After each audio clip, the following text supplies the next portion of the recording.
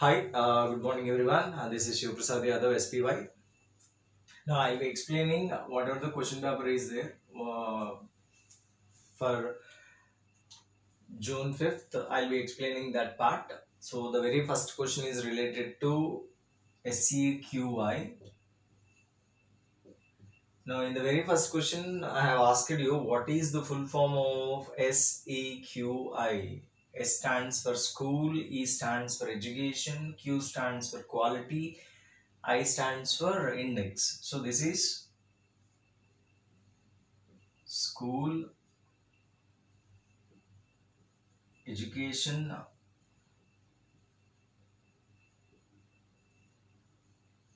quality, index.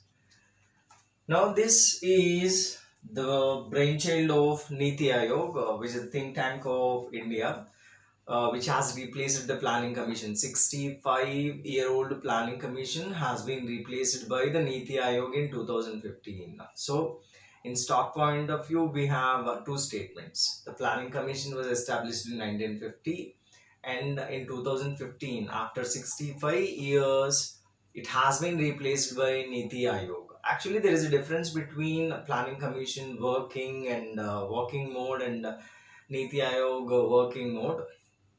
That question is there in this question paper. I'll explain it later. So SEQI, it is an index and it's a brainchild of Niti Aayog. Now it focuses on quality education in India. So it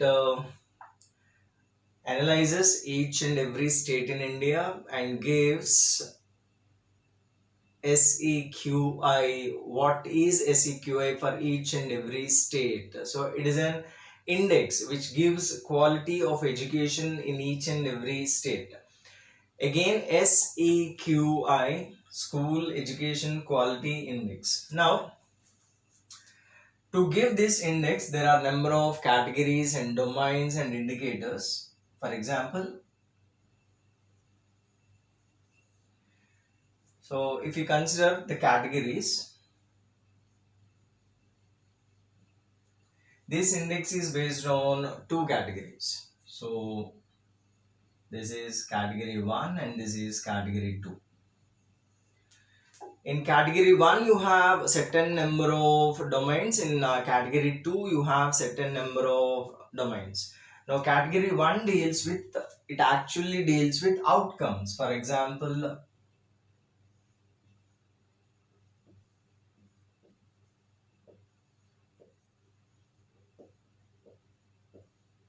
learning outcome,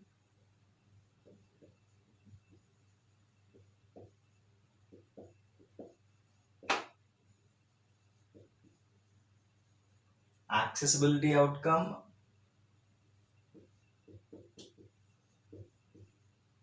infrastructure and facilities,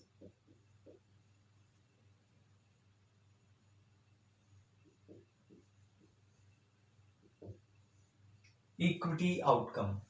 So what is this learning outcome and what is this accessibility outcome and what is this infrastructure and facilities outcome and what is this equity outcome?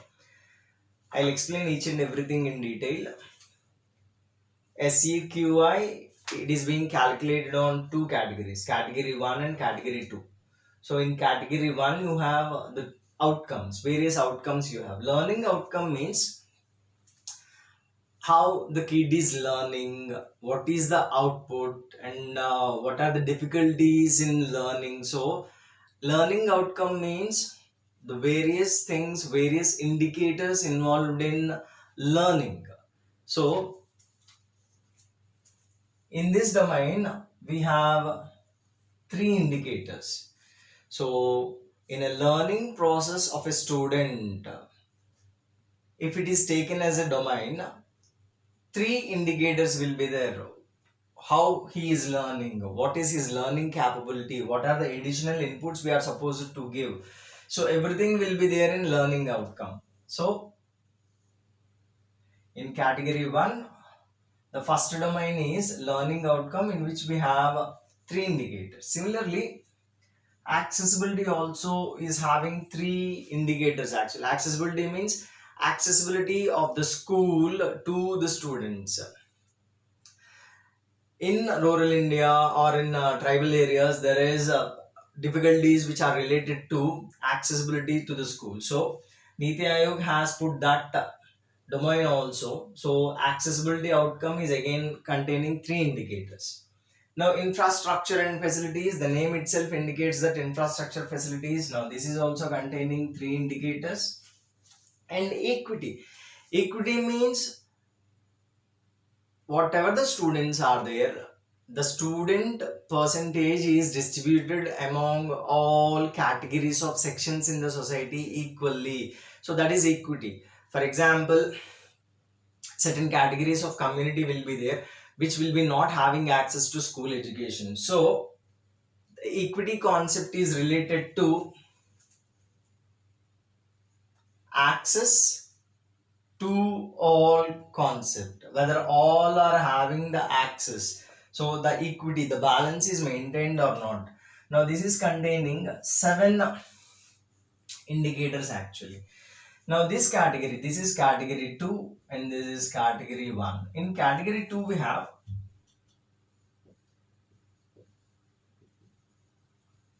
student and teacher attendance.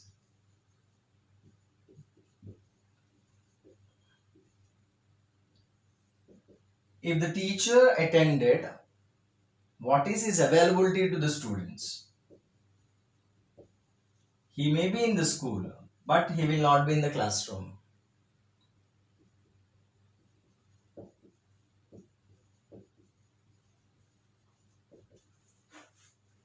The teacher has attended the school. If the teacher is not available to the students, then who is taking care of administration now?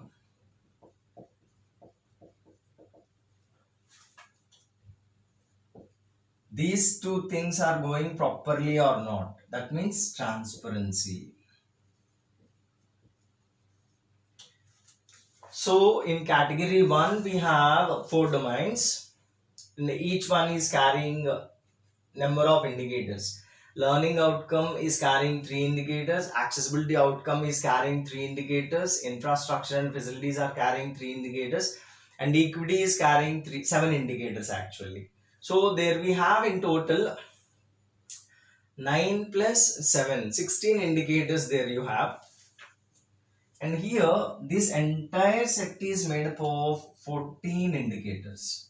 So here you have total 16 plus 14. So SUQI is having total 30 indicators actually. So I'm starting again from the beginning. Full form of SEQI is School Education Quality Index.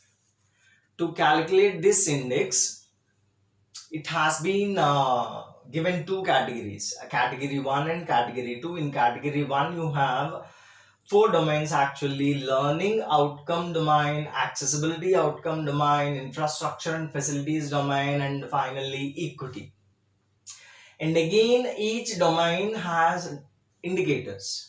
Learning outcome is having 3 indicators, accessibility outcome is having 3 indicators, infrastructure and facilities is having 3 indicators, equity is having 7 indicators. So in total there you have in category 1 you have 16 indicators. And in category 2, the very first thing is related to student attendance and teacher attendance. If teacher has attended the school, what is his availability to the student in the classroom? Maybe the faculty or the teacher will be in the classroom, but he may not be in the classroom. If these two things are not going well, then who is taking care of administration of the school? And everything is related to transparency and accountability. So in category 2 you have these many things, and in total here you have 14 indicators. So in category 1, 16 indicators. In category 2, you have 14 indicators. In total, you have 30 indicators. For total 30 indicators, the score will be 965. So each and every state will be given score on the basis of this one. So each and every state's performance will be calculated on the basis of SEQI. Now this is an index designed by Niti Aayog. Apart from this index, two other indices are there. For example, SEQI is one index designed by Niti Aayog. The next index is related to health. It is health index. Third index is related to water management. So water management compatibility index. So you have three indexes. These are designed by Niti Aayog. Now the major objective behind designing these three indices is to achieve cooperative federalism and competitive federalism. Now whatever the concept is there, cooperative federalism and competitive federalism, it is a very important concept with respect to mains. So when it is cooperative federalism or competitive federalism, you are supposed to go for mains more and prelims less. So now I'll tell you how the UPSC is going to ask you questions on the basis of this one. I'll start with expansion of SEQI. UPSC is not going to do such silly things. What is the expansion of this or what is the expansion of that? So you forget about that one. And it may go for, UPSC may go for, how many categories are there? Two categories are there. So in category 1, how many domains are there? There you have the number of domains. In category 2, how many indicators are there? Here you have 14 indicators. What is the total score? 965. How many total indicators are there? 30 indicators are there. And apart from SEQI, what are the other indices? You have health index and water management composite index. One more index is there related to water management.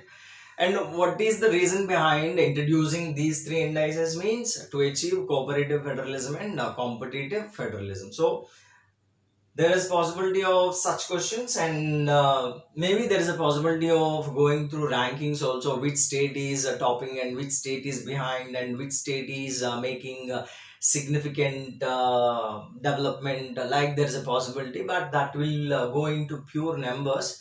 I don't think UPSC is going to make such questions. UPSC focused on more theory analysis rather than stock. Actually, it focuses less on numbers. So this is related to SEQI. So what is the first question? What is the full form SEQI? It is done. And what is SEQI? It is also done. It is related to analyzing the quality education in India. And what are the objectives of SEQI? I have explained you this thing. In parameters itself, objectives are there. And how many indices have been prepared by the Niti Aayog? There you have three indices. And what is the fifth question? What is the difference between Niti Aayog and Planning Commission in objectives? Simple.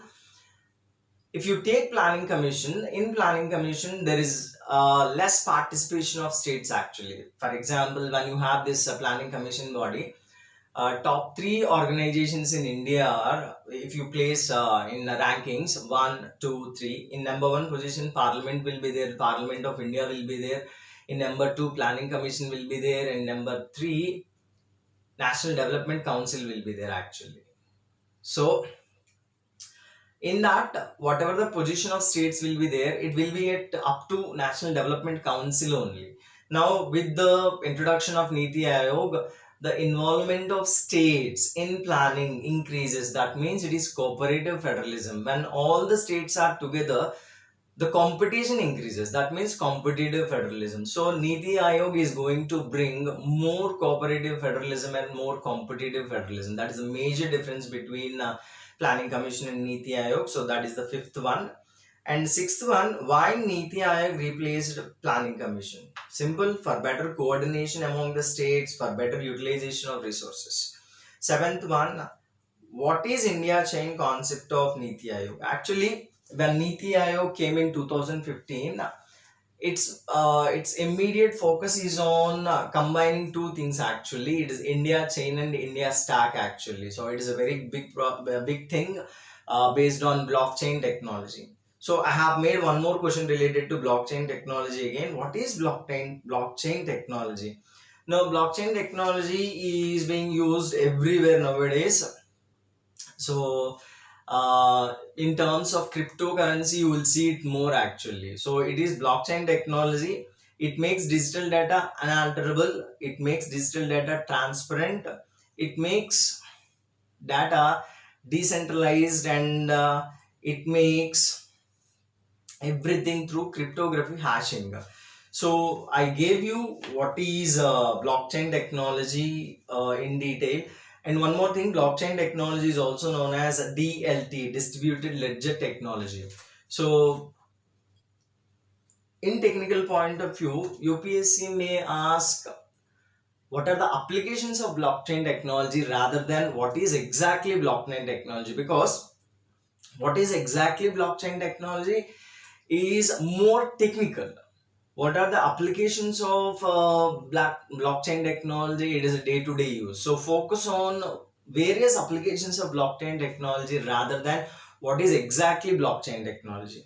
And ninth question is, recently an Indian musician has been honored by IAU by naming a planet after him. Who is he? Actually, he is Pandit Jasraj.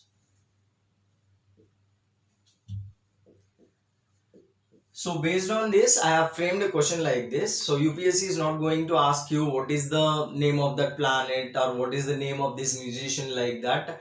It is going to ask you which gharana he belongs. For example, in India, classical music is of two types, Carnatic and Hindustani. Carnatic is south and Hindustani is north actually.